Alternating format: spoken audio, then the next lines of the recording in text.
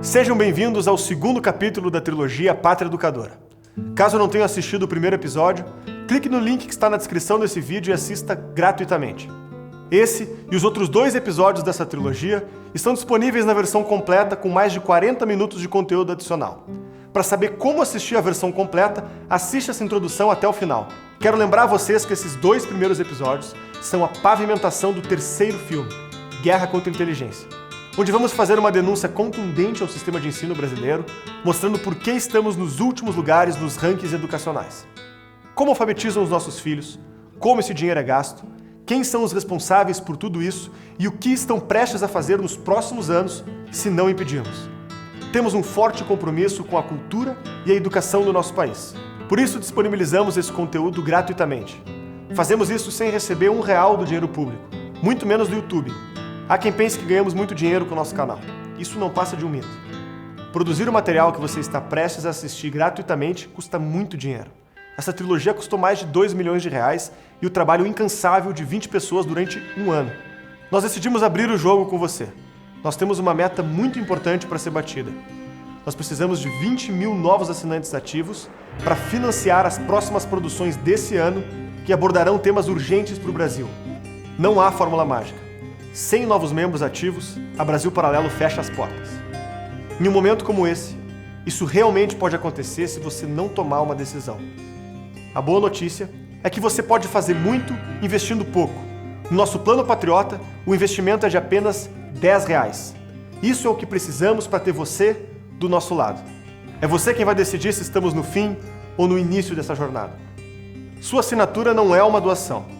Ela também concede acesso à versão completa da trilogia Pátria Educadora, com 40 minutos adicionais de duração, que acompanha um guia de estudos completo com as principais teses do documentário, um mapa mental e a lista bibliográfica. Fornece acesso ao nosso grupo de membros no Facebook e no Telegram e também permite que você participe de encontros presenciais espalhados por todo o Brasil. Além disso, todo mês você receberá um conteúdo inédito na sua conta. Eu garanto, você nunca pôde fazer tanto com R$10. E se chegamos nesse preço, é para que ninguém fique de fora. Caso não goste do conteúdo que você assinou ou mude de ideia por qualquer motivo que seja, tem 7 dias para solicitar o seu reembolso, sem precisar de nenhuma justificativa. É a sua decisão que vai permitir que a gente exista e continue trabalhando pelo futuro da cultura brasileira. Precisamos provar que é possível. Antes de começar o filme, pause agora o vídeo, clique aqui embaixo no link da descrição, conheça todos os planos da Brasil Paralelo e torne-se membro com apenas R$10. Muito obrigado por sua atenção e por honrar a nossa confiança. Fique agora com o segundo capítulo da trilogia Pátria Educadora e até breve.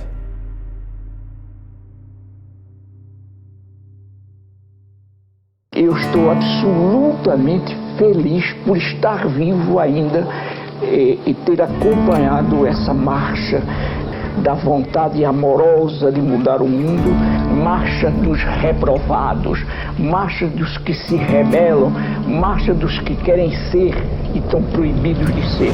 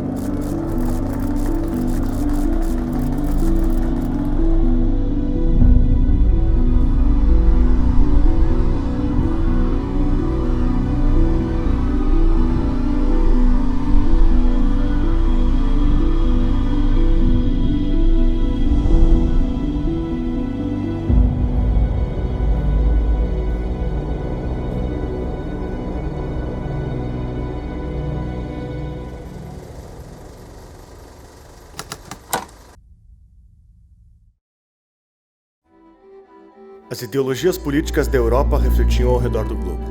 O Brasil não era uma exceção. Um golpe militar derrubou a monarquia e na instauração da República foi tocado o hino da Revolução Francesa. Com dimensões continentais, o Brasil era administrado de forma federativa. Os estados tinham autonomia em relação ao governo central. Uma dessas autonomias era a política educacional. Cada estado decidia como funcionava seu sistema de ensino.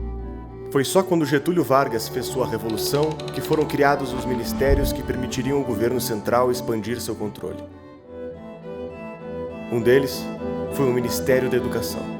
A criação de um órgão centralizador do sistema de ensino nacional traria mudanças profundas na nossa história. Pense quais são as grandes autoridades no Brasil em matéria de educação antes dessa centralização burocrática. Você tem as igrejas católicas, praticamente todo o país. As melhores escolas, elas seguiam métodos católicos, Montessori, Dom Bosco, assim por diante. E os militares.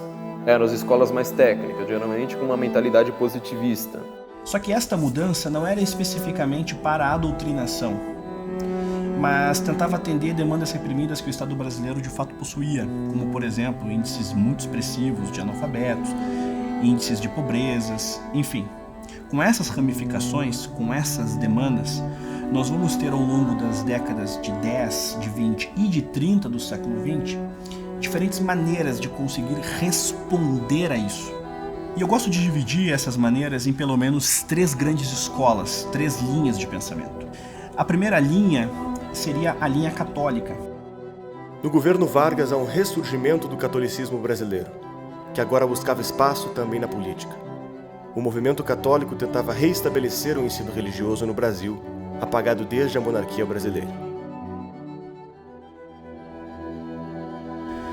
O segundo ponto de debate, de choque, ele será organizado basicamente pelos comunistas brasileiros, que também entendiam que o Estado brasileiro tinha que atender às suas demandas. A doutrina marxista também marcava presença no país. Fundado em 1922, o Partido Comunista Brasileiro seguia à risca as diretrizes estabelecidas pela Internacional Comunista, organizando frentes políticas, militares e culturais que perseguiam a Revolução. Vejam que aqui há um paradoxo. Nós temos um marxismo no Brasil que formou-se a partir de um entendimento do papel do Estado. Ou seja, nós não vamos ter aquela linha clássica de Marx em que o Estado deve ser superado. Nós vamos ter no marxismo brasileiro um entendimento que o Estado deve operar a política brasileira, tendo em vista que o Brasil não atingiu ainda as condições ideais para a supressão do Estado. Então os comunistas aqui estarão, que se formaram tendo uma leitura muito precária de Marx. Ainda que com um certo talento individual, por exemplo, do professor Vicente de Souza, que era um lógico, latinista, enfim, figuras como, por exemplo, um Graciliano Ramos, um Drummond, mas este comunismo brasileiro é um comunismo muito incipiente, ainda com uma visão muito precária, inclusive do próprio stalinismo, do próprio leninismo. Mas nós vamos ter uma outra escola que ganhará força de uma maneira progressiva. Esta a chamada Escola Nova. A democracia precisa renascer a cada geração, e a educação é a sua parteira. As antigas ideias de Hegel, de uma filosofia com forte presença do Estado, exerceram profunda influência no mundo todo. Um dos casos mais importantes é o do americano John Dewey, fundador da pedagogia da Escola Nova e entusiasmado leitor de Rousseau, Kant e Hegel. Suas propostas baseavam-se numa educação pública, gratuita e laica, que prepara o país para o mercado de trabalho. Para Dewey, a educação servia para capacitar os alunos com habilidades técnicas e ensiná-los a viver adequadamente na sociedade. O John Dewey era um herdeiro da escola pragmática. Para o pragmatismo, o conhecimento praticamente não existe. Só existem convenções. Então, qual é o sentido de um conceito, por exemplo? O sentido de um conceito é o sentido em que você vai usar o conceito. Então, se você define uma bola como isso, assim, assim, assim, não é porque a bola seja isto. É porque você vai usar a bola desta maneira. Tá certo? Então, tudo fica condicionado, vamos dizer, ao uso prático imediato. Então não há mais, a questão da veracidade não existe mais. Veracidade é apenas praticidade. A pedagogia da Escola Nova foi disseminada no Brasil por um de seus admiradores, Anísio Teixeira. A educação escolar é o processo pelo qual se distribuem adequadamente os homens pelas diferentes ocupações da sociedade. Influenciados pela filosofia de Dewey, um grupo de educadores brasileiros assina um manifesto para introduzir a pedagogia da Escola Nova no Brasil.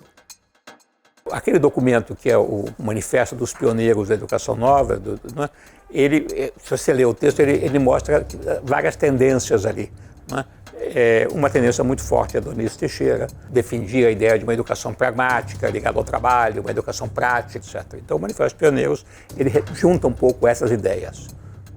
Ele é uma expressão da necessidade de uma educação pública, uma educação basicamente laica, é muito diferente da concepção tradicional da igreja, que a igreja tinha uma ideia muito tradicional, você tem que ensinar filosofia, religião, latim. Então, digamos, há um conflito aí muito grande. O Anísio era percebido como uma coisa terrível, porque ele era pragmático, ele era americano. Isso era muito contra o pensamento católico. Essa escola nova se desviou muito do conhecimento do que é uma criança humana completa. É um movimento meio sentimental de educar. O aprendizado tem que ser lúdico, a criança tem que aprender brincando. Enfim, é uma visão sentimental da educação que gera crianças tão muito fracas e se perde, vamos dizer assim, a busca do conhecimento e do estudo. Então, a escola nova é mais uma forma disfarçada de manipulação popular através dos sentimentos. É isso a educação da escola nova. Então, como é que você pode apoiar um movimento desse em que você percebe que justamente através desses movimentos houve um decréscimo cada vez maior das escolas e do aprendizado e dos resultados que estão aí para nos dizer o resultado dessa escola nova. Então, mas eu perguntei, e aí, a matemática, e aí a história, e aí a geografia, e o português? Isso aí não é tão importante mais, agora o importante é o método, não tanto o conteúdo. E quando o método começa a privilegiar o conteúdo, acaba a escola. Isso foi o que aconteceu com a escola nova.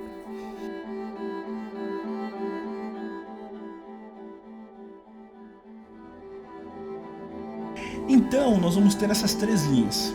A linha católica, a linha comunista e a linha da escola nova.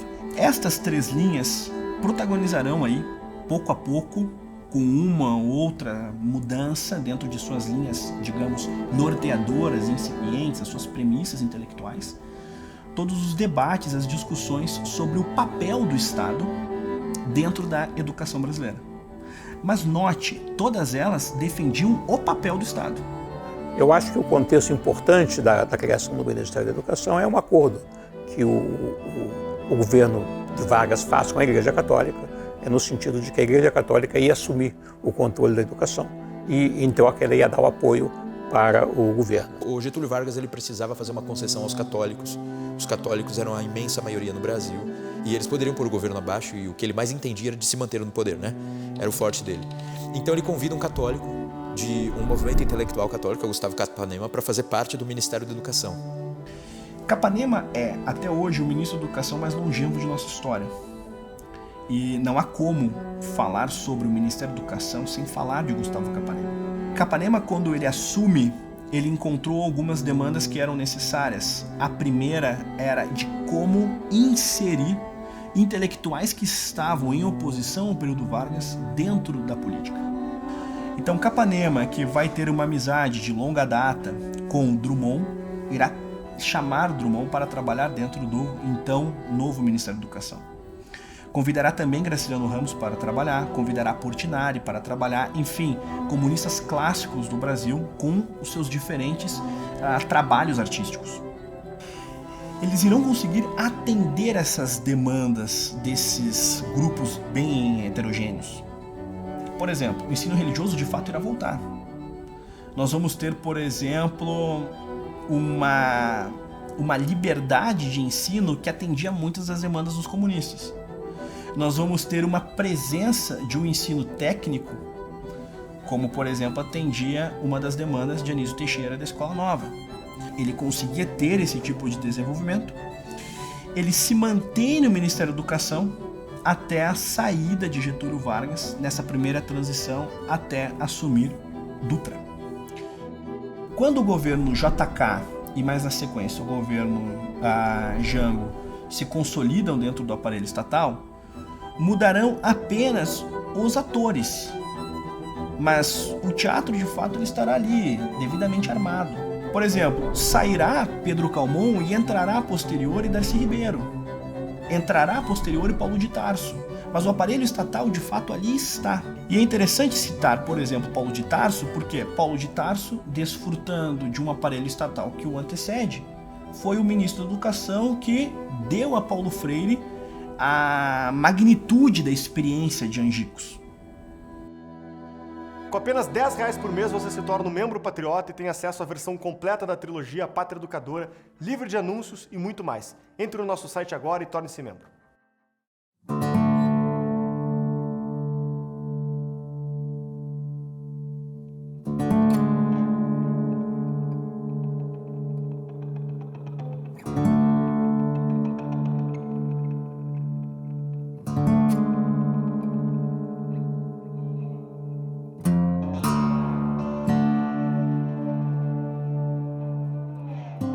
Em primeiro lugar, eu sou Paulo Freire, eu nasci no Recife há muito tempo atrás. Nasci numa família de classe média, bem comportada, me sentia muito bem, muito feliz dentro da família. Na relação com meu pai, na relação com minha mãe, com meus irmãos, com meus parentes, afinal. Nasci numa casa com um quintal longo, largo, cheio de frutas e de fruteiras e de passarinhos cantando. No período no fim dos anos 20, eu nasci exatamente em 21,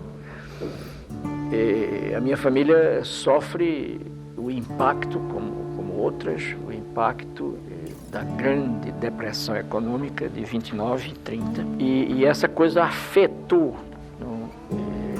mais ou menos a vida normal da família nossa.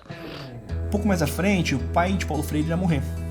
E a alfabetização de Paulo Freire, ela será marcada por esse luto e por essa dificuldade financeira.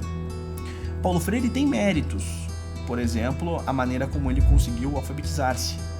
Em vários segmentos, ele serve como um exemplo de esforço humano. A maneira como ele entrou na faculdade, a maneira como ele conseguiu graduar-se na faculdade de Direito. E dentro desse itinerário, ele será convidado para ser professor de português. E a partir desse convite, ele irá descobrir como exercer a pedagogia, de como lecionar. Mas como Paulo Freire parou em Angicos? Como de fato este homem que nasceu pobre um dia foi descoberto por um presidente da República e vai ter lançado uma iniciativa com tamanho prestígio já ao seu tempo. Paulo Freire, dentro do SESI, ele começará a lançar essas teses, essas experiências sobre desenvolvimento pedagógico. Ele vai chamar a atenção de um deputado federal no Rio Grande do Norte e ele será convidado a desenvolver uma política de alfabetização de adultos. E a partir desse desenvolvimento ele vai para Angicos. Em Angicos, uma pequena cidade no sertão do Rio Grande do Norte, à beira da antiga estrada de ferro, começaram uma revolução. É uma revolução de verdade, séria, bem organizada. Sua primeira fase durou apenas 40 horas. O alvorecer de autêntica reforma de base que está repercutindo em todo o Brasil e que possivelmente logo envolverá o país inteiro. Angicos é uma cidade típica do Rio Grande do Norte, onde mais de 75% dos adultos vivem e morrem na pobreza e no analfabetismo. E entre os restantes, grande parte só sabe ferrar o nome na hora de votar, incapaz de ler o que escreveu. A Revolução de Angicos foi iniciada para acabar com o analfabetismo, o problema básico do Estado. Para tirar do escuro aquela gente, voluntários sacrificaram as férias e o conforto de Natal para começar o processo revolucionário da educação. Vieram ao sertão para ajudar a salvar o Brasil com honestidade.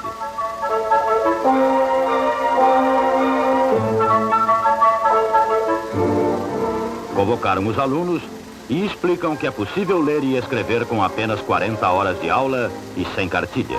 Integraram-se no grupo, ouviram os seus problemas, recolheram um vocabulário básico da região, instalaram as salas de aula nas casas maiores Trouxeram cadernos, lápis, lampiões de querosene e também ânimo e a verdadeira esperança.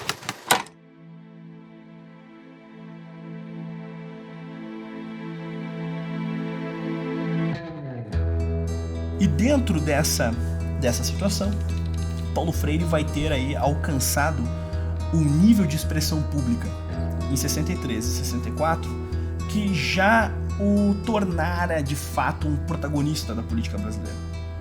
Porque note, o que é interessante é que na abertura de Angicos, o governador do Rio Grande do Norte lá estará, e no encerramento da experiência de Angicos nós vamos ter todos os governadores do Nordeste, mais a presença de João Goulart e também a presença de Castelo Branco general, próximo presidente do Brasil. Ele de fato estará também na experiência de Angicos. Nós temos ali o aparelho estatal já constituído e início do ano de 64, em janeiro, a consolidação do chamado plano de alfabetização embasado nas teses de Paulo Freire. Castelo Branco viu isso e já atento não só à política nacional de educação do governo Jango, desenvolvida em janeiro de 64, mas ele já percebeu, aqui nós temos um problema. E eu sou então afastado da minha atividade da universidade, sou preso, afinal de contas me aposentam quando eu não tinha nem tempo de serviço, nem doença, nem queria me aposentar, e eu fui aposentado sem consulta nenhuma. A ditadura militar de 64 considerou, e não só considerou, mas disse por escrito, publicou, que eu era um perigoso subversivo internacional, um inimigo do povo brasileiro e um inimigo de Deus. Quer dizer, ainda arranjaram essa carga para mim de ser inimigo de Deus. Há um Paulo Freire que eu tendo a respeitar, tendo a entender melhor. É o Paulo Freire do começo de sua trajetória. Eu imagino que alguém com o perfil dele, vivendo onde viveu, convivendo com as lideranças políticas, conviveu no ambiente político e social e econômico do Nordeste brasileiro, com a presença de líderes de esquerda que foram significativos no seu tempo. Então eu não me surpreendo que alguém com a formação dele se deixasse seduzir pelo ambiente político da época, não é, para tomar um rumo à esquerda.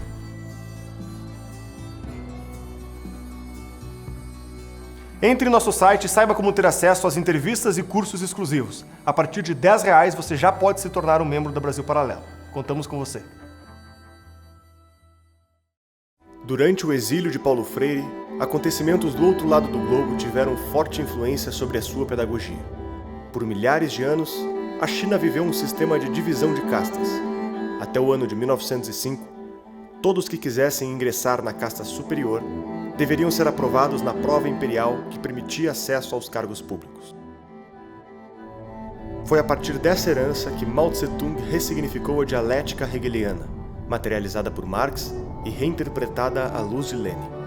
Na sua obra A Contradição, Mao afirma que, na sociedade, as mudanças são devidas principalmente ao desenvolvimento das contradições que existem no seu seio, isto é, a contradição entre as forças produtivas e as relações de produção, a contradição entre as classes e a contradição entre o novo e o velho. É o desenvolvimento dessas contradições que faz avançar a sociedade. Mao observou que a natureza da revolução é a aceleração da história, que deveria ser feita através da manipulação dos contrários. Não apenas do conflito entre burgueses e operários, mas entre todas as contradições presentes na sociedade. Em posse dessas ideias, Mao Tse-tung liderou a Revolução Comunista da China, estatizando as fazendas do país e promovendo o trabalho forçado no programa chamado Grande Salto para Frente. A estratégia foi abandonada pelo fracasso que resultou na maior crise já alastrada pelo país, matando milhões de pessoas de fome, expandindo o hábito de comer insetos e cachorros para poder sobreviver e enfraquecendo o apoio ao Partido Comunista. Foi quando Mao deu início à Revolução Cultural Chinesa, alegando precisar limpar os hábitos que perpetuam a velha cultura da China e não permitem que a revolução prospere. A Revolução Cultural Chinesa consistia justamente na troca de todo um sistema educativo por outro, né? E os agentes iniciais de transformação foram os próprios estudantes. Eles foram incentivados a contestar os próprios professores, a ridicularizar os professores, né? E fazer com que houvesse essa pressão, né, interna para a transformação do sistema educativo. A ideia era que, daquele sistema tradicional, o sistema chinês adotasse um sistema moderno, europeu de caráter marxista. A ideia era manter o fervor popular, perseguindo professores, intelectuais e dissidências do partido. As escolas e os professores foram acusados de fazer forte apologia à cultura tradicional e ocidental. Todos os ambientes da sociedade precisavam ser transformados em um campo de reeducação, para que a ideologia pudesse entrar na alma de todos os chineses e ninguém ficasse de fora do programa do Partido Comunista. Mao intensificou o terror da sociedade. Escolheu como seu primeiro instrumento de terror jovens das escolas e universidades. Em 18 de junho de 1969, muitos professores e funcionários da Universidade de Pequim foram arrastados diante da multidão e maltratados. Seus rostos foram pintados de preto e puseram chapéus de burro em suas cabeças. Forçaram-os a ajoelhar, alguns foram espancados e as mulheres sexualmente molestadas. Episódios semelhantes se repetiram em toda a China, provocando uma cascata de suicídios. Esses eventos tiveram uma grande influência mundial. O Partido Comunista Francês chegou a declarar apoio à Revolução Cultural da China.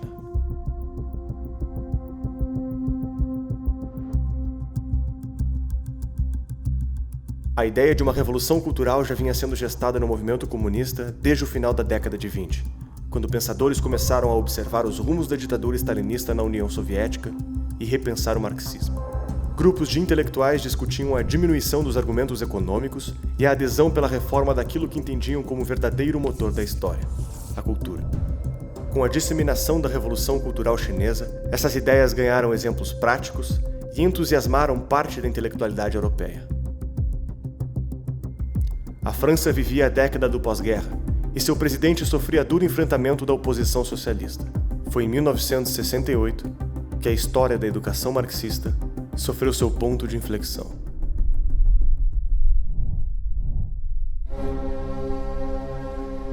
Por volta das 9h30 da noite, mais de 20 mil alunos se reúnem nas ruas de Paris.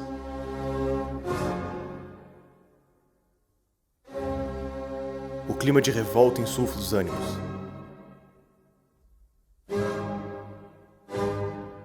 Barricadas estão erguidas. A polícia ronda os estudantes. E às 2h15, o conflito começa. Gás lacrimogêneo, coquetéis Molotov e pedras voando transformaram a noite das barricadas em um marco histórico.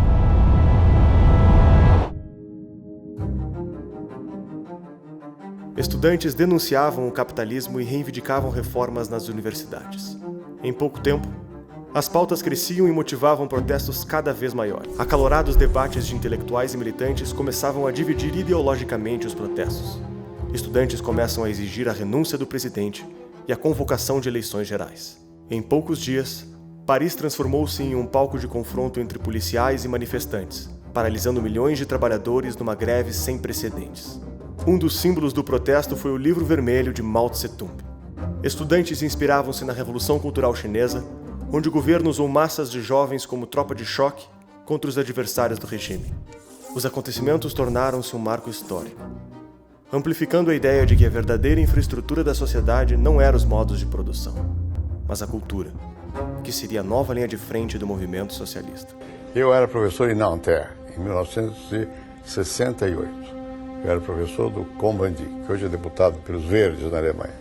Ele foi o símbolo daquele negócio, ele e outros lá, daquele negócio. Aquilo me chamou muita atenção, porque de alguma maneira ali você via uma sociedade que queria mudar e não era em função do que nós tínhamos aprendido a vida inteira, só da luta de classe, como motor da história. Ali era uma crise, ao mesmo tempo, havia luta sindical e tal, mas era ao mesmo tempo uma crise cultural, existencial. Eu estava vindo do Chile naquela época, onde era Guevara que predominava, né, guerrilha, o anti-imperialismo, a luta de classe. E na Terra não era nada disso, é proibido proibir. O amor é livre. eram temas existenciais. E nos desfiles pelas ruas de Paris, andavam com a bandeira negra. A bandeira negra é a bandeira anarquista.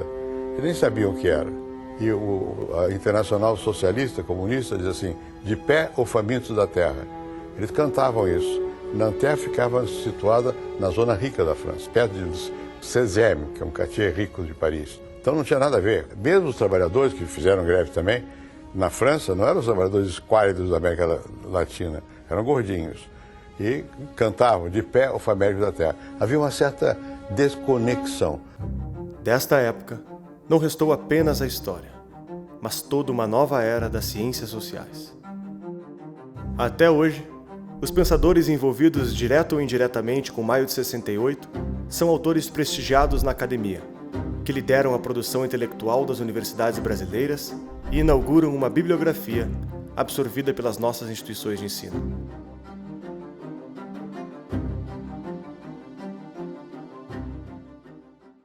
The sign of success of 68 is that invisible. We don't even perceive it as 68. It's simply part of our customs. The other thing is that 68 was the last big attempt of questioning the fundamentals of our way of life, like, is capitalist system the ultimate horizon? 68 was the last moment when people, not just 10 surviving Marxist dinosaurs, were asking this question. 68 fue un movimiento anárquico de destrucción de la autoridad, de las jerarquías, en nombre de un ideal que parecía muy generoso, que era la igualdad, ¿no? Había que respetarlo todo, había que desaparecer toda forma de jerarquías que estableciera una superación, una discriminación, una calificación de las culturas o de los saberes. Pero ese ideal generoso, ¿en qué se ha traducido? Se ha traducido en una confusión en la que ya es muy difícil hacer ningún tipo de calificación o clasificación de la obra artística, por ejemplo, pero también de los sistemas de pensamiento e incluso de los valores morales, de los valores cívicos. Y eso nos ha llevado a la extrema, digamos, confusión que caracteriza a nuestra época. For a start, the thing that most struck me about those students in the street was the sentimentality of their anger. It was all about themselves. It wasn't about anything objective. Here they were, the spoiled middle-class baby boomers who'd never had any real difficulty to cope with, shouting their heads off in the street, burning the cars belonging to ordinary proletarians whom they pretended to be defending against some imaginary oppressive structures erected by the bourgeoisie. The whole thing was a complete fiction based on the antiquated ideas of Karl Marx, ideas which were already redundant in the mid-19th century. They were enacting out, if you like, a self-scripted drama in which the central character was themselves.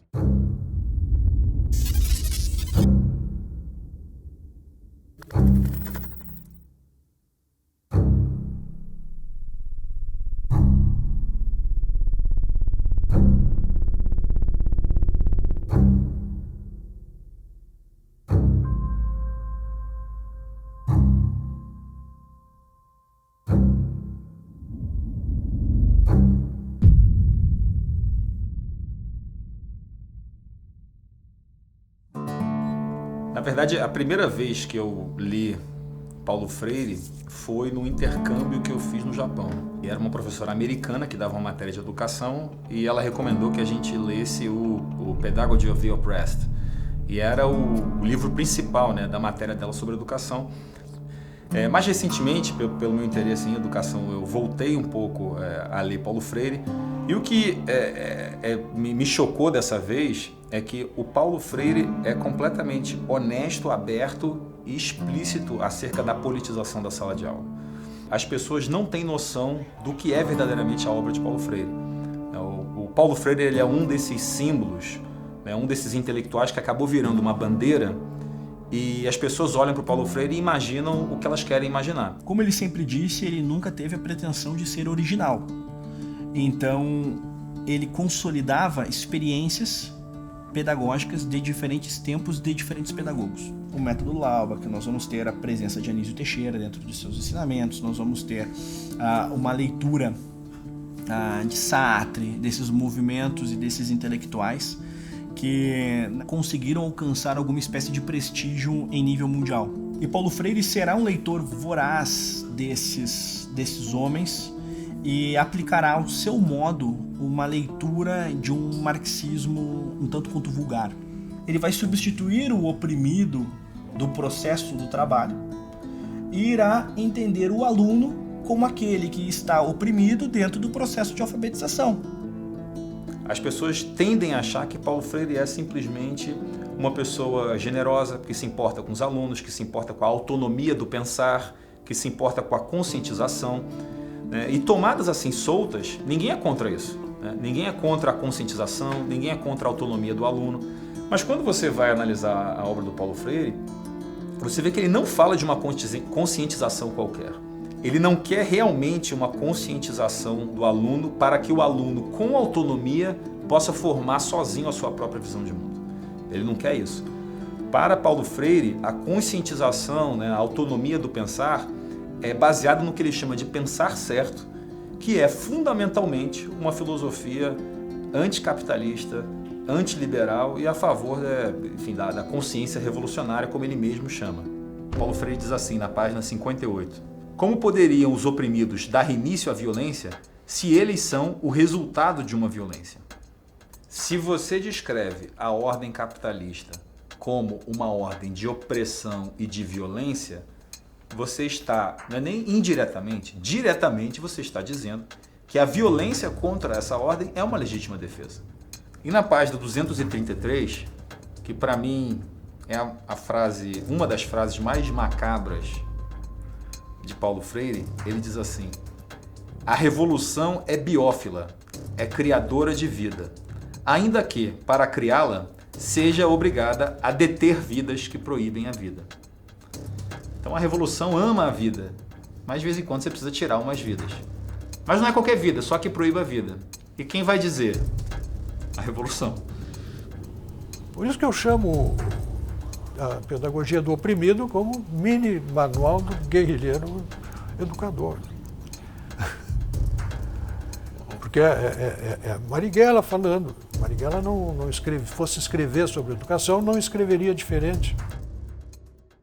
E aí, ele começa a falar do Che Guevara, que Che Guevara teve de lidar com isso, com pessoas que saíram, desertaram a guerrilha e foram denunciadas. Ele diz assim, na página 231, algumas vezes no seu relato, ao reconhecer a necessidade da punição ao que desertou para manter a coesão e a disciplina do grupo, reconhece também certas razões explicativas da deserção. Uma delas, diremos nós, talvez a mais importante, é a ambiguidade do ser do desertor. Essa coisa do cara que quer lutar, mas na verdade tem a sombra do opressor dentro de si próprio, e aí o cara, na verdade, ele não sabe o que ele quer de verdade.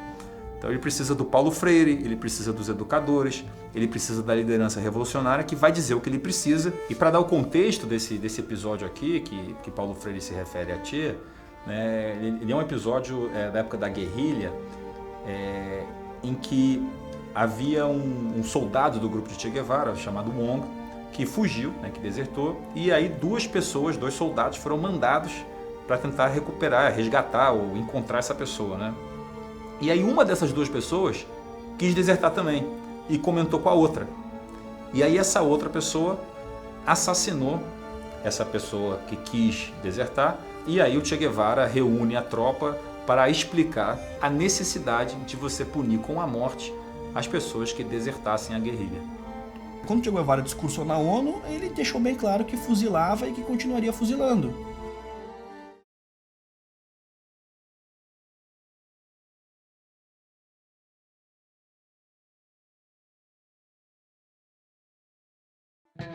Para Paulo Freire, todavia, Che Guevara foi definido como um sinônimo de amor. Isso é muito interessante porque ele com uma formação católica, ele sabia muito bem, que ele não era ignorante nesse aspecto, que Deus se definiu como amor. Nós vamos encontrar em uma das cartas a João que Deus se define como o amor.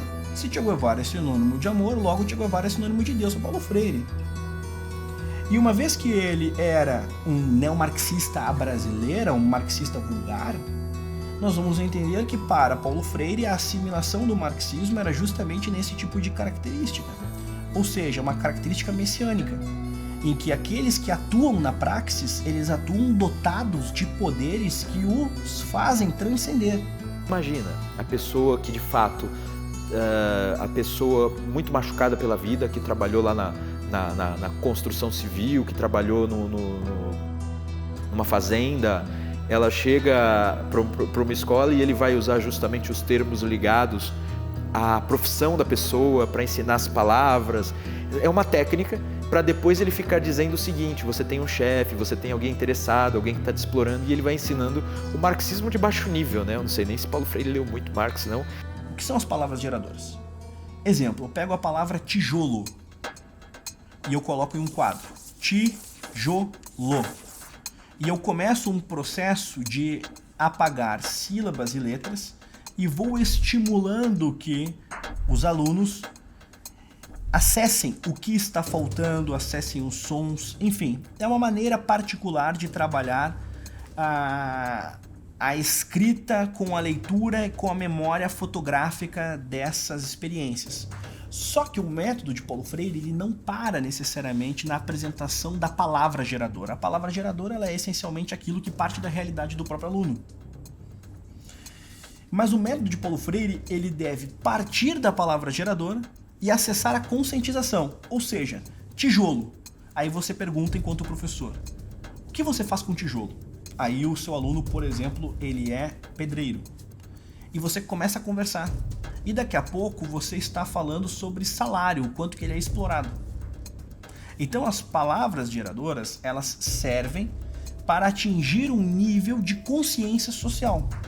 Toda a sua ideia é uma tomada de consciência do mundo. Por isso que ele fala em pedagogia do oprimido. Quer dizer, você precisa ter aquela Klassenbewusstsein, né? A consciência de classe de que fala o Marx.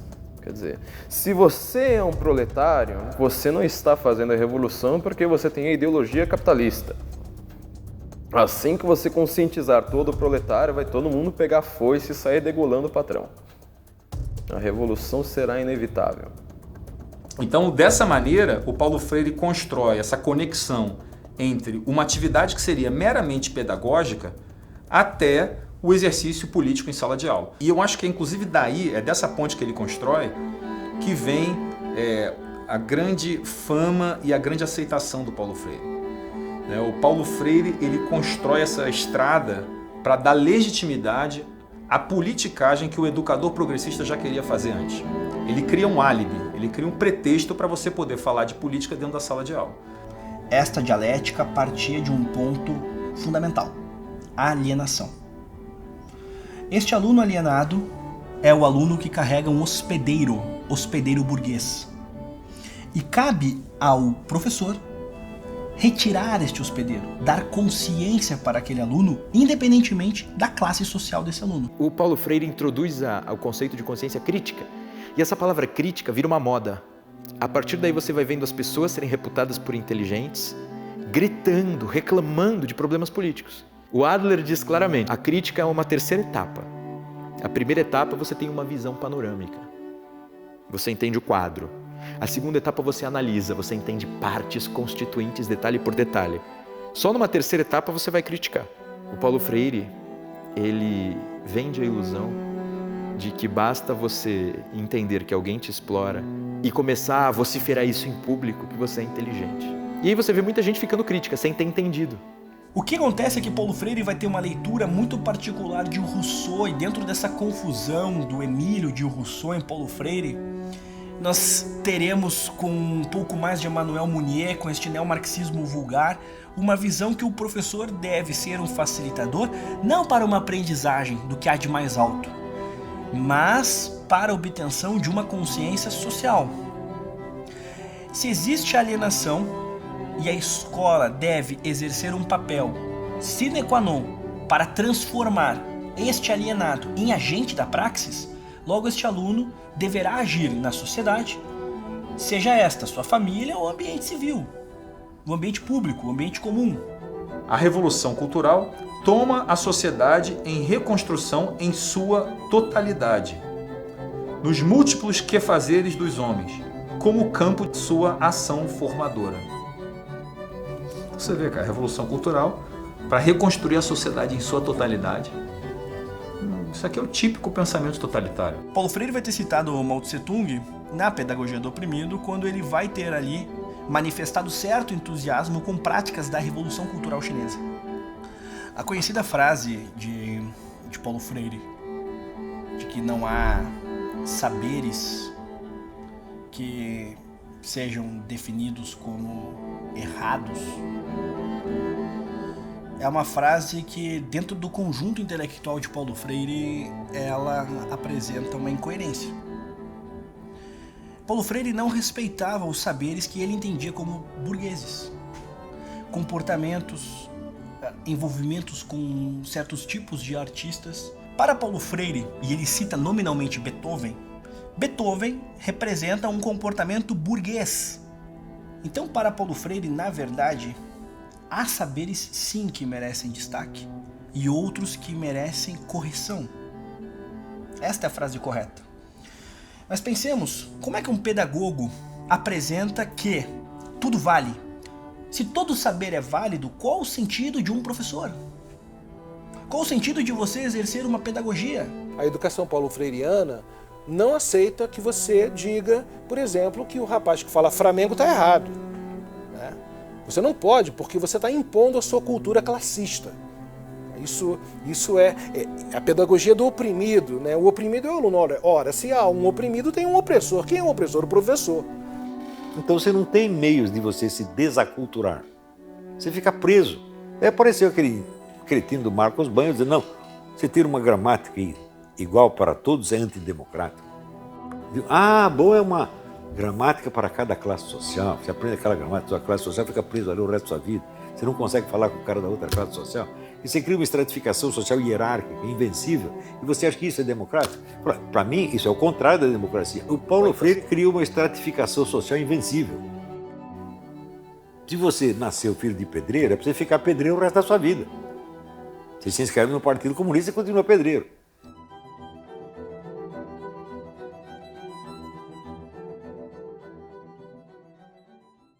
A primeira vez que eu li a carta de despedida de Machado de Assis a Nabuco, eu estava em um trem lotado,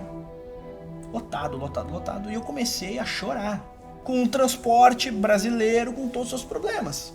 A beleza da literatura é esta, faz com que você transcenda. Você não está necessariamente naquele lugar, você está naquele momento no leito de Machado de Assis. Para Paulo Freire, você não deve encarar a literatura dessa maneira. Você deve encontrar na literatura explicações sobre a sua realidade, ou seja, há um realismo que empobrece a linguagem, a literatura, o imaginário. Então, se você já nasceu pobre, você já nasce, dependendo do contexto, sem saneamento básico. E você tem um pedagogo que determina que a sua vida deve ser restrita àquilo. Então você nasce com cheiro de esgoto, você vai para a escola e vai refletir sobre o cheiro de esgoto. Você vai ter passado anos sobre o cheiro de esgoto. E a sua vida vai ser pautada apenas sobre o cheiro de esgoto. E veja, eu não defendo uma pedagogia que aliene o aluno. Muito pelo contrário. As intenções da Revolução Cultural Chinesa estavam expressas na pedagogia de Paulo Freire, que buscava transformar as escolas em um ambiente de consciência revolucionária. Todos os professores deveriam pensar sobre isso. Olha, quer sejam freirianos ou não, mas ele tinha um convite para ir para a Europa e ele tinha um convite para ir aos Estados Unidos. Ele foi aos Estados Unidos, em Harvard, e dessa experiência de um ano, numa das duas melhores universidades norte-americanas, ele se refere dizendo que esteve na toca do bicho. Como pode ser educador uma pessoa que visita uma universidade como Harvard, e diz que esteve na toca do bicho. Como que uma pessoa com esta incapacidade de ver a realidade, de reconhecer aquilo que é bom, aquilo que produz bom resultado, aquilo que agrega conhecimento,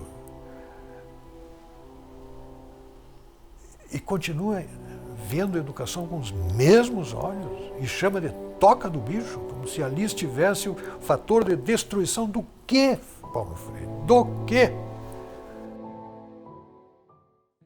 Vou aqui apresentar 2 empregos que Paulo Freire teve durante seu momento de exílio, que são os seus grandes empregos. Um deles para o Conselho Mundial de Igrejas e o outro que ele vai ter trabalhado para a Unesco. No Conselho Mundial de Igrejas, Paulo Freire teve a oportunidade de percorrer diferentes países. Ele fez mais de 100 viagens, disseminando o seu pensamento, tendo obras traduzidas, tendo a oportunidade de utilizar países africanos para aplicar o seu método. Mas note, aqui nós temos já um ponto que explica, em alguma medida, o próprio prestígio internacional de Paulo Freire. Porque note, Paulo Freire não foi um intelectual que foi conhecido por alguém da academia norte-americana, por exemplo, e a partir dessa experiência literária, textual, intelectual, este começou a propagá-lo. Paulo Freire não teve esse itinerário um pouco mais, digamos, tradicional. Paulo Freire, ele, de uma maneira um tanto quanto arbitrária pelo próprio Conselho Mundial de Igrejas, começou a viajar vários países com as suas obras traduzidas, com auditórios preenchidos, com espaços em salas de aula, com uma entrada pela porta da frente em várias universidades. Enfim, Paulo Freire, ele foi alguém que chegou pronto nesses espaços. Não foi alguém que foi descoberto. Uma vez que Paulo Freire, neste final de década de 60, década de 70, está se popularizando dessa maneira, o brasileiro médio recebia tudo isso, todos esses louros, esses títulos, de uma maneira muito eufórica. Afinal, é um brasileiro sendo reconhecido do mundo. Esse viralatismo que nos acompanha já há muito tempo em diferentes figuras. E como o próprio Nelson Rodrigues mesmo colocou, o brasileiro buscaria um prêmio Nobel até a nado, porque brasileiro gosta de canudo, né? Gosta de título. Enquanto Paulo Freire esteve no exílio, os militares acentuaram o papel do Ministério da Educação, que nasceu em um espaço ditatorial, em uma ditadura muito mais severa que a que o Brasil experienciou com os militares do poder. Então aquilo que outrora existiu no aparelho estatal de Getúlio Vargas, com a sucessão do Estado Novo, com a presidência de Dutra e com todos aqueles que vieram na sequência, até chegarmos, por exemplo, em Figueiredo, nós vamos ter um Brasil ainda mais tentacular, inclusive na parte da educação. Com a promessa de espantar as ameaças comunistas do país, os militares seguraram o governo do Brasil em suas mãos durante 21 anos. Com o total desgaste das Forças Armadas, a esquerda universitária assumiu um protagonismo que até então não conhecia. Ao longo do período militar, ao longo do regime, lentamente as estruturas educacionais foram sendo aparelhadas. Não havia concurso público, os professores eram convidados nas universidades e tal. Quando eu ingressei na universidade em 81, ainda no que foi chamado de extensão lenta e gradual, né, eu já tive professores na Santa Úrsula que faziam uma doutrinação bibliográfica. Por exemplo, eu fui doutrinado na universidade a não ler de modo algum Gilberto Freire, porque ele havia defendido a ditadura. Então, o professor em sala de aula, ainda no regime militar, não, vocês não leiam Casa Grande Senzala. Evidentemente você tem a repressão, não é? Quer dizer, você tem o decreto 477, que já chamava, que é um decreto-lei que ele criava um clima de muita perseguição em cima de estudantes que podiam ser demitidos, expulsos das universidades, professores. Você tem muitas cassações de professores que são postos para fora da universidade por ratos do governo. Eu acho que o domínio da esquerda nas universidades se caracterizou de forma mais evidente a partir da Guerra Fria, assim, que aqui no Brasil significou a ditadura, que foi a Guerra Fria no Brasil. Agora, se você for para trás, se você for para a Europa, por exemplo, e você pensar antes da Segunda Guerra Mundial, por exemplo, no período entre as duas guerras, e que você já tem, grosso modo, as ciências humanas, já era parceira do projeto soviético, inclusive teve gente como Sartre, Simone de Beauvoir, ficou defendendo a violência soviética anos e anos, porque quando veio a Guerra Fria, na Europa, a maior parte dos intelectuais estava do lado da União Soviética. Então, assim, não foi propriamente a ditadura que inventou o intelectual de esquerda. Não tiveram a percepção que o ovo da serpente se encontra na educação. Tá? O Brasil tem uma longa tradição de esquerda, desde o início do século com os anarquistas, desde a década de 30 com a expansão do comunismo, da União Soviética, né? A história registra espiões enviados ao Brasil para participar da Revolução, houve a intentona comunista e tal. Mas a coisa se intensificou, de fato, no início da década de 60. A grande revolução cultural, né? É proibido proibir, de Paris e tal. E aqui no Brasil foi decidido pelas esquerdas esse ataque à educação, à cultura. Enquanto Paulo Freire esteve fora do Brasil, seus textos aqui circularam. Ele foi alçado a um protagonismo ainda maior pelo Conselho Mundial de Igrejas no exterior. Então, censurado no papel, sim. Todavia, na prática, na realidade, não era o que acontecia. E ficaram tanto tempo no poder com a justificativa de limpar o Brasil, em aspas, do comunismo, e deixaram tudo preparado para os comunistas, né? É absolutamente falso dizer que as nossas Forças Armadas libertaram o Brasil do comunismo. Absolutamente falso. E foi exatamente um período de infiltração, onde efetivamente começou a tomada do espaço acadêmico brasileiro, especialmente nas universidades federais, por intelectuais de esquerda. Muitos que saíram daqui, por motivos políticos, foram fazer seus cursos na Europa, se especializaram, voltaram e passaram a ocupar cátedras aqui. Ele vai ter se popularizado de uma maneira bastante expressiva, como raríssimos intelectuais no Brasil conseguiram de fato ser assim. Ele era um intelectual público de muito prestígio, com uma comunicação com jovens muito acentuada. Ele tinha uma relação direta e indireta com muitos constitucionalistas da Constituição de 88. Enfim, Paulo Freire tinha uma leitura política muito bem acabada, que ele desenvolveu em parceria com homens como José Dirceu, Lula, Frei Beto, Dom Paulo Evaristo Soares. Quando Paulo Freire volta ao Brasil, Fernando Henrique Cardoso disse: alguém precisa contratá-lo, alguém precisa. Paulo Freire foi contratado pela Unicamp, foi contratado pela PUC. A PUC, quem o contratou? Dom Paulo Evaristo Soares, que é um dos maiores disseminadores da teologia da libertação no Brasil. E Paulo Freire, ele não vai mais interpretar a pedagogia brasileira, ele vai envolver-se. E esse envolvimento se acentua com a fundação do próprio Partido dos Trabalhadores.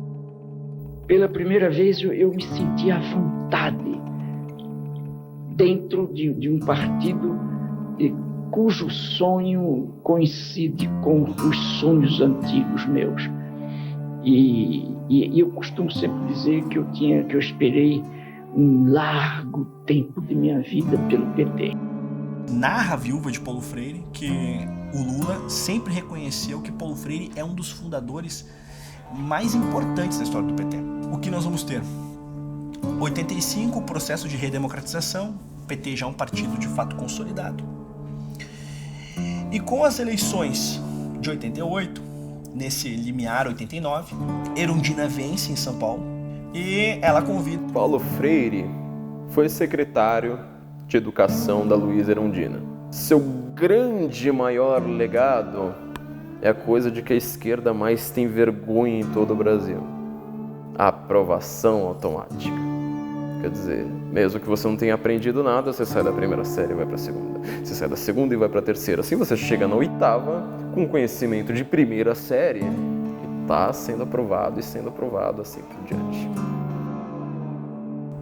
E dentro dos alunos mais celebrados de Paulo Freire na execução da Secretaria de Educação, nós vamos ter ele alçando Mário Sérgio Cortella, Marta Suplicy e outros. Marta Suplicy também foi prefeita de São Paulo.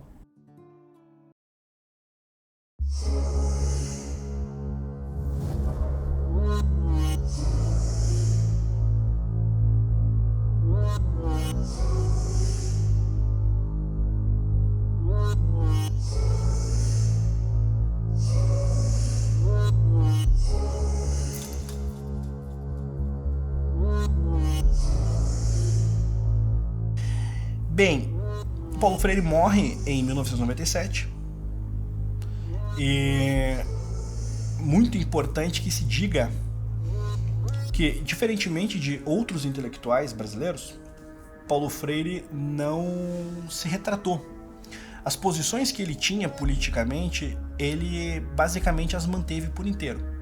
Nós vamos encontrar em ecos laterais algumas críticas ao stalinismo. Todavia, Paulo Freire morreu entendendo Che Guevara, por exemplo, como sinônimo de amor. Ele morreu entendendo que a Revolução Cultural Chinesa foi uma boa tentativa de aplicação pedagógica. E por que eu digo isso? Principalmente no exemplo de Cuba. Porque Paulo Freire tinha uma viagem marcada em 97 para revisitar Cuba. E a impressão que Paulo Freire tinha em 97, segundo seus próprios biógrafos de maior prestígio, por exemplo, o próprio Sérgio Haddad, Paulo Freire em 97 entendia Cuba como um país sem desigualdade, como um país com excelentes índices em educação, enfim. É claro que as experiências feitas pelos países comunistas simultaneamente desmentiam o discurso. O que eu não entendo é que, passado tanto tempo, esse discurso e essa personagem continue a mobilizar, a inspirar e se tenha transformado em um mito dentro da educação brasileira, um ser quase, uma divindade quase intocável. Não? Escrever contra Paulo Freire suscita iras cósmicas. A última obra escrita por Paulo Freire, ainda em vida, foi Pedagogia da Autonomia, que em um intervalo de menos de 10 anos já ultrapassava quase 700 mil cópias vendidas. Ele diz assim: não posso proibir que os oprimidos com quem trabalho numa favela votem em candidatos reacionários, mas tenho o dever de adverti-los do erro que cometem, da contradição em que se emaranham. Votar no político reacionário é ajudar a preservação do status quo.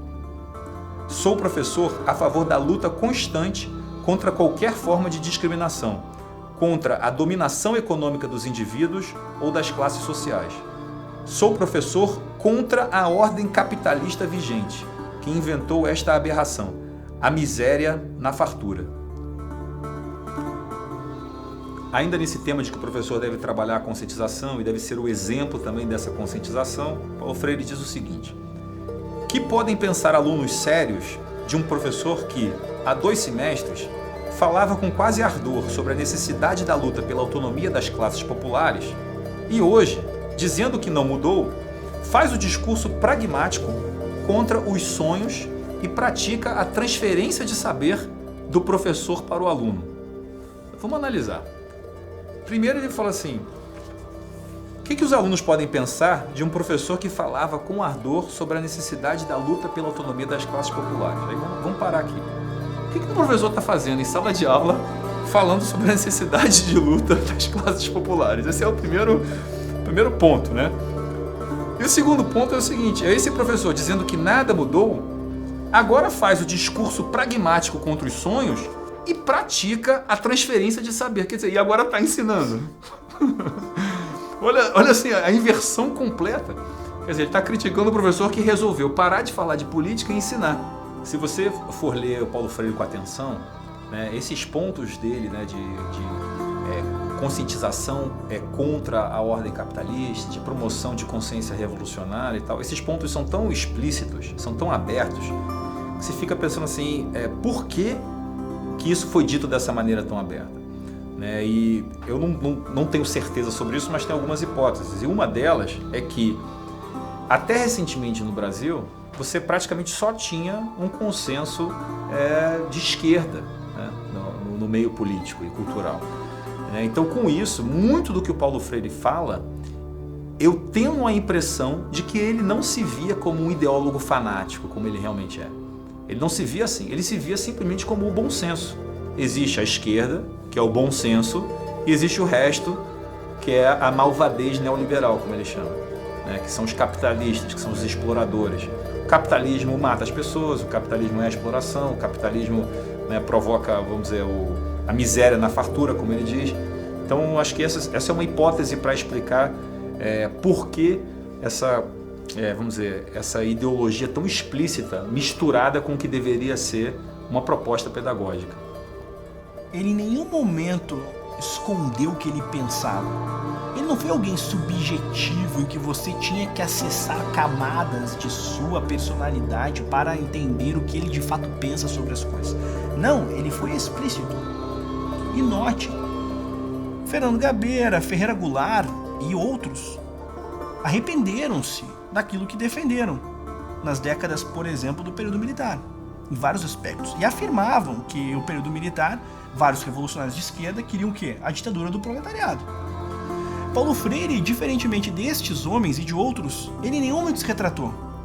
Cabe a pergunta: como a pedagogia do oprimido é lida com tamanha apologia a criminosos e as pessoas passam por estes textos de uma maneira tão indiferente? Tão indiferente. Note, você pode até ter uma visão de que o Estado deve participar da educação, que o MEC é fundamental, você pode ter uma visão à esquerda, você pode ter uma visão seja o que for. Agora, você passa impune a um homem que justificava a revolução, que chamava Che Guevara de sinônimo de amor, que justificou a revolução cultural chinesa. Você passa impune por isso? Impune? Coloque-se no lugar de um desses homens que de fato, ao longo das décadas, sofreram com esse tipo de tirania, com essas tiranias. A própria ideia de discutirmos Paulo Freire, ela já é em si um problema. Porque note, ele defendeu genocidas e morreu defendendo genocidas. Ele tem uma escultura ao lado da escultura de Mao Tse Tung. Qual o mérito nisso?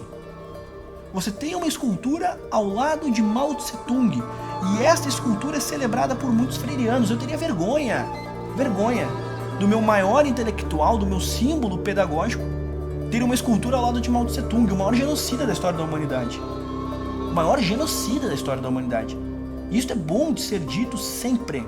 E é celebrado como se fosse o maior gênio da pedagogia que o Brasil foi capaz de produzir e ainda é capaz de produzir. Porque ele é tratado de modo quase insuperável. Ouse questioná-lo. Que intelectual é este que você não pode questionar? Que trabalho intelectual é este que você não pode questionar? Paulo Freire questionava Beethoven, questionava Platão, mas o seu pensamento não pode ser questionado. Se fôssemos um país saudável, reitero isso, Paulo Freire não seria debatido. Debateríamos o quê? Entendimentos sobre sistemas pedagógicos, sobre o papel do Estado na educação, enfim, debates elevados sobre temas elevados. Ele é debatido porque somos um país socialmente doente.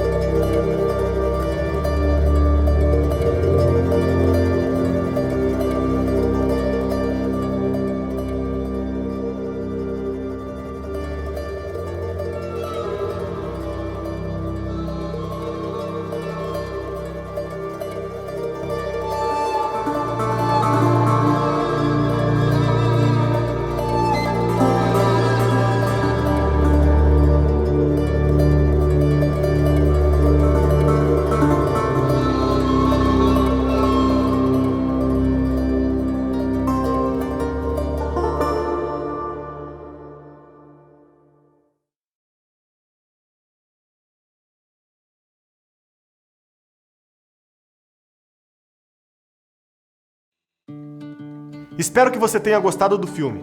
Não esqueça de assistir o 3º episódio da série, A Guerra contra a Inteligência. Lembrando, assista a versão completa e livre de propaganda com mais de 40 minutos de conteúdo extra. Basta se tornar um membro patriota da Brasil Paralelo. Para produzir a série que você está assistindo agora, foi necessário investir mais de R$2 milhões, o trabalho árduo de mais de 20 pessoas durante um ano. Você assistiu de graça porque queremos chegar no maior número de pessoas possível. E temos a confiança de que uma pessoa como você, que assistiu o conteúdo até o final, está consciente do assunto e pode investir em cultura. Clique no link da descrição desse vídeo e conheça os planos da Brasil Paralelo. Torne-se membro a partir de R$10 e tenha acesso ao nosso conteúdo exclusivo. Até breve.